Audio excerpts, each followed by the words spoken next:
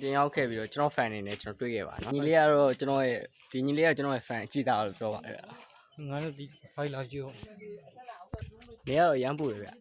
အဲ့တော့နေပူလည်းကျွန်တော်ရဲ့ fan နေကျွန်တော်နဲ့ရမ်းတွေ့နေတယ်ဆိုတော့ကျွန်တော်လာခဲ့တော့ ဒီကောင်ရမ်းချောင်းနေကောင်ဟော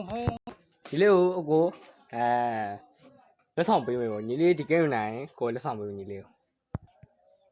ကျွန်တော်ရဲ့ဟိုဗလဲပတ်ချီ strong ရော mobile strong ရောအကုန်လုံး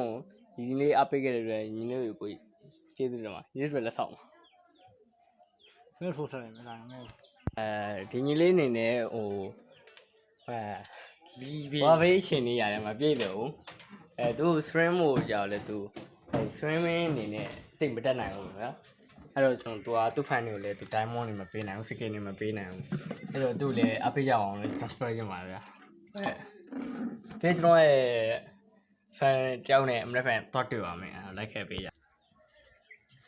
ဒီညီလေးအနေနဲ့လည်းကျွန်တော်ကိုအပိတ်ခဲ့တဲ့သူကတယောက်တည်းတော့ပြန်ဆိုပါတယ်သူလည်းကျွန်တော်ကိုအပိတ်ခဲ့တဲ့အတွက်သူ့လည်းရန်ကျေးဇူးတင်ပါတယ်ဗျာဟုတ်ကဲ့ဒါဒီနေ့အတွက်နောက်တစ်ယောက်ကတော့သူပေါ့တော့မလည်းပြန်တက်ဒီညီလေးရဲ့အနေနဲ့သူ့ရဲ့ဘောဘိတ်ချင်နေလည်းမကောင်းဘူးတိတ်ပြီးထူးထူးကျုံတဲ့ဟာတွေတိတ်မကောင်းဘူးအဲ့တော့ကျွန်တော်သူ့ကိုကျွန်တော် free skin အစ်ထွက်လာတဲ့စတားလိုက်ကိုကျွန်တော်ပေးလိုက်ပါတယ်ဒီညီလေးအနေနဲ့ကတော့သူကမလမြန်ဘက်ပေါ့နော်ကျွန်တော်ဒကူတကလာတွေ့တာပေါ့ကျွန်တော်ရဲ့ fan တွေအားလုံးကကျွန်တော်ချစ်ကြတဲ့အတွက်ကျွန်တော်အရန်ပျော်မိပါဗျာ